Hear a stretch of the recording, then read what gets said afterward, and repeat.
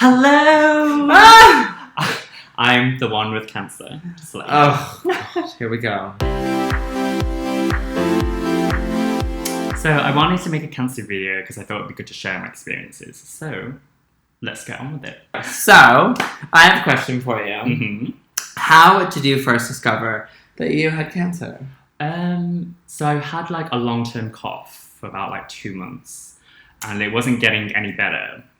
And then I discovered that I had lumps on my neck, which I later learned were lymph nodes, which had expanded abnormally. And they were causing me some like shortness of breath, so I couldn't really do exercise.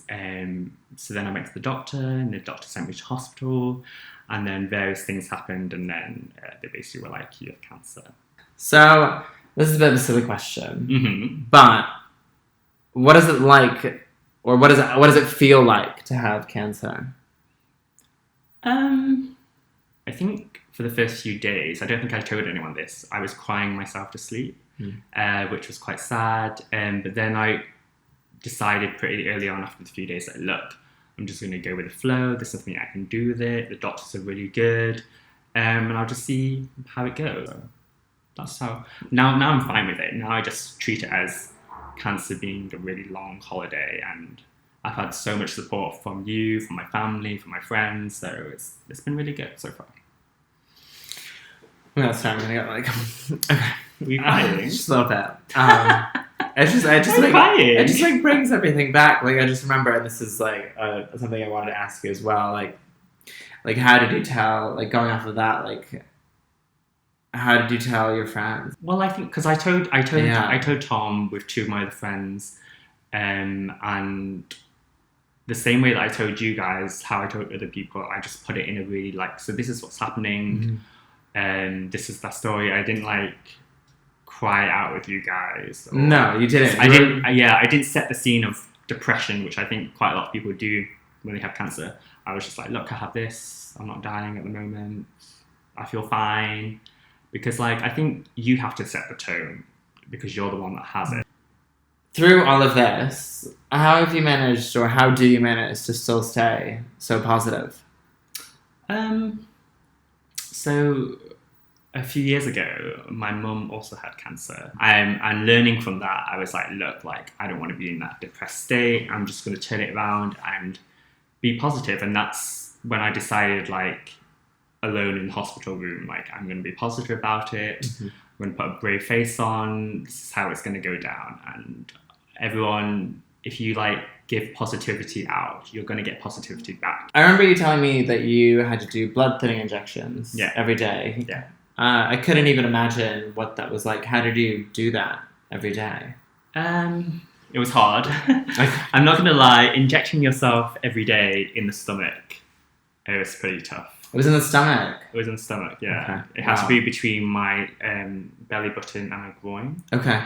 And every time I would inject myself, it would hurt, or it hurt like a few hours later, and every time I would inject as well, I'd get a bruise, so it would be like a dark green bruise. So I was pretty much bruised all across my stomach.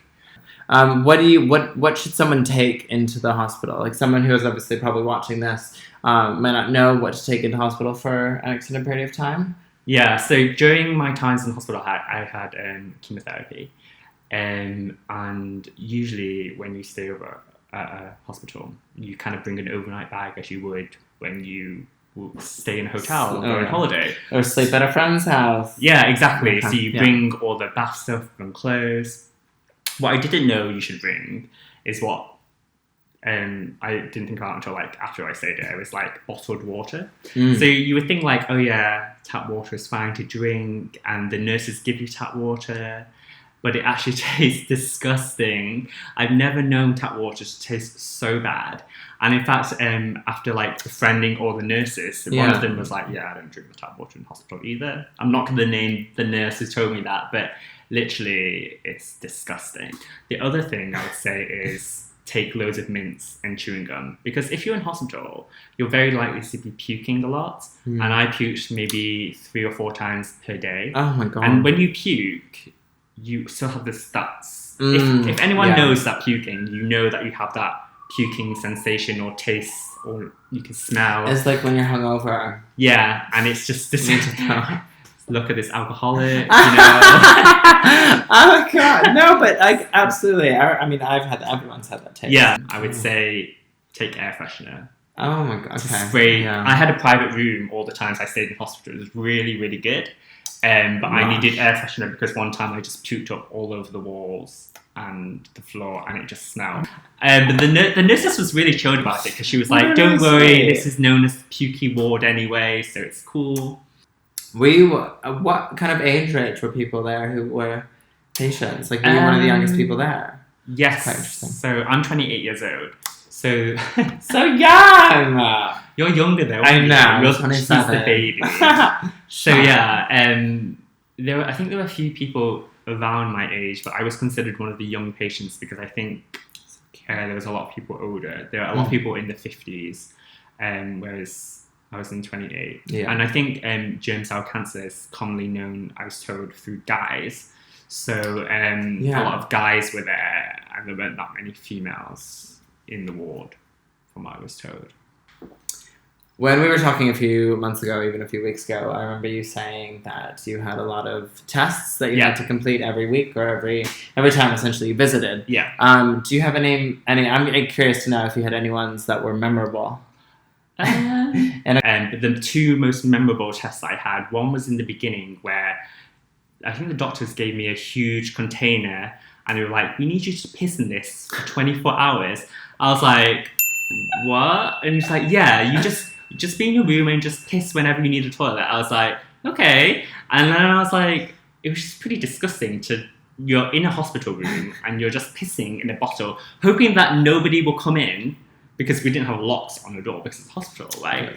And so I pissed in this container, and it's just so revolting knowing that all your piss is going in this one container. I mean, we had a lid and such, but it was still pretty disgusting. And what was really funny is that the next day, it was Valentine's Day, and I basically presented my container of piss to the nurses, like, "Hey guys, happy Valentine's Day, have a container of piss." So germ cell cancer, I don't know if you guys are familiar with it. It's basically part of the testicle cancer. And I think most people, so I'm told, most guys who have germ cell cancer, it stems from the testicle areas. Mm. So, yeah, I remember you saying that. Yeah, so I remember my friend who's a doctor told me this, and he goes, "Oh yeah, if it started from your testicle, they basically just chop off your ball." And I was like, "What? Are you telling me?" Sorry, what? Yeah, I was like, "Are you telling me that they're going to chop off my ball?" No. By the way, FYI, they did not chop off my ball. But the doctor in charge, the specialist in charge of my case was like, "I don't think you have testicle cancer, but we're just going to do a test just in case." And basically the test was, get this, an ultrascan on my balls. What? So you know how like pregnant people have like an ultrascan on their stomach, and you can see on the screen like the baby's heart beating. Well, they did this on my balls, which I was it was a really, really weird experience. Yeah, I can imagine. So it was really weird place to have an ultrascan. It was this female doctor. She basically rubbed like a lotion on me, and she was like, "Please hold your penis there like this." And I was like, "Okay." And then she basically just was moving my balls around. I mean, like, to be honest, I never thought I'd have a female touch my balls in that manner. The thing is that they still don't know how I got this cancer because germ cell cancer is considered to be a rare cancer. Right. 90% of it comes from the balls, started from the testicles, sorry, but mine started from the chest. And even today, there are no doctors which can prove how it started. I want to know your secrets. I want to know a bit more about, because I remember you saying that you literally had your own room every time that you were in hospital, which I'm pretty shocked at because I think that's literally impossible. There's obviously so many people in the hospital. Yeah, it's true. What did you do? Like, did you talk to a certain nurse? Was he male? What did you do to like kind of fluff it up and get everything you essentially ever wanted while in hospital? Yeah, because I remember in the ward that I was at, there was maybe 10 private rooms. And then there was nothing. Yeah, and then the rest were all bays. So there was 3 sections of bays with like 6 beds inside. So I was super lucky to get a room to myself every time I stayed there. I don't know why I got my own room. I think they tried to do it because I was the young patient. But they said, it just depends on availability. But I do know that there were other younger patients there who didn't get their own room. But I was super lucky to do that. I think what you have to remember that although you're sick, you should be nice to all the staff there. Yeah, fair. So I was nice to the doctors, the nurses, the dinner ladies, the cleaners.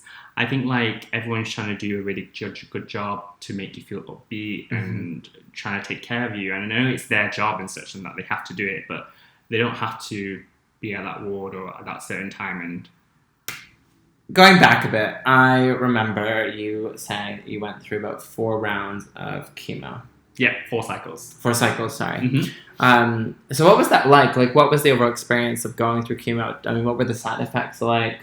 What were they? Yeah. So chemotherapy is, I guess, is the medicine that a lot of cancer patients have. And chemo is really, really hard.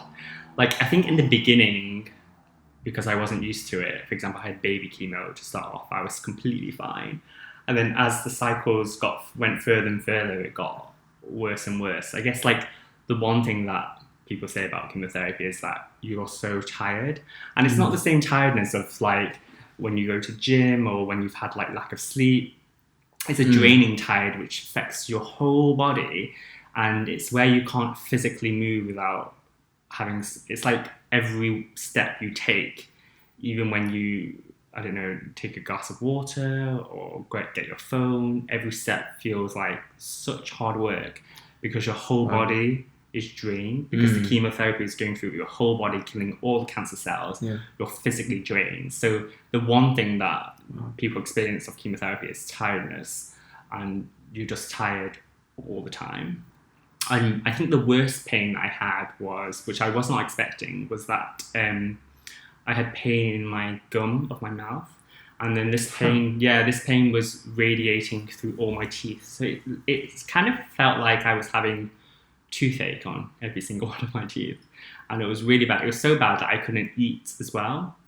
So for like 2 weeks I had it. My sister would come and cook for me, and I couldn't physically eat. And in the end, the doctors had to prescribe me this kind of liquid which kind of numbs your throat so that you're able to eat. Wow. So that was like probably the most painful of all the side effects that I... Germ cell cancer. What is it? What is germ? What is the cancer? So it stemmed from my chest. So that's the tumour. And I guess it's grown quite big in my chest area. And that's what caused, the cancer cells caused my lymph nodes to swell in my neck area. Okay. It also travelled to my liver, which created a secondary tumour. So I actually have 2 tumours. The main tumour is in my chest, and then I have a smaller tumour in my liver. And that's kind of where it is, really. Right. And then you've been obviously going through chemotherapy, you've been going through cycles of chemotherapy. Because that chemotherapy is meant to reduce those tumours? Yes, so basically they were telling me that chemotherapy won't get rid of the tumours that you have. It will only reduce the size. So it reduced it by quite a lot. So did you, how was it being bald, and did you actually lose hair in every section of your body? I'm so intrigued. So I think my hair loss started a few weeks into chemotherapy. And yes, I was smooth everywhere. Nice word choice. Very smooth. Smooth as a baby. Smooth as a baby. Yeah, but to be bald, I've got to say, it's so weird. Firstly, it's really cold to be bald. And then also I didn't realise this, how oily your head is. So my head was actually really, when I was bald, my head was really oily. That makes sense though, because it's natural. You have like a thin layer. Yeah. So when I touch my fingers on my bald head, I was like, oh, it's really oily. It's really weird.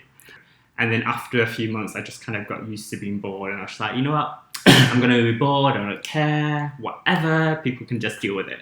You actually looked really good. Oh, yeah, thank you. absolutely. Yeah, Quite a lot you of people definitely said that. I you was pulled like, it off. You definitely pulled it off. Thanks. And even obviously, like your eyebrows have grown back in, so your eyebrows went as well. Yeah. So it was really weird. So I was smooth all over, and my eyebrows were the only one that was intact. But then I started to lose my eyebrows after my chemotherapy, which is really weird. So I lost all the eyebrows, and I was eyebrowless for about a week, and then they grew back. So these are all new eyebrows. Yeah, it's nice though. We hope you enjoyed this video. Remember that just because you have cancer or a similar experience doesn't mean that you're alone. So, very, very true. And if you liked it, hit that button, subscribe for more videos that are coming up. And you know what? Leave some comments in the feedback. Yeah, and if you also had a similar experience that I went through, then we'd love to hear about it as well. We truly would. All right, you guys. Bye. Bye.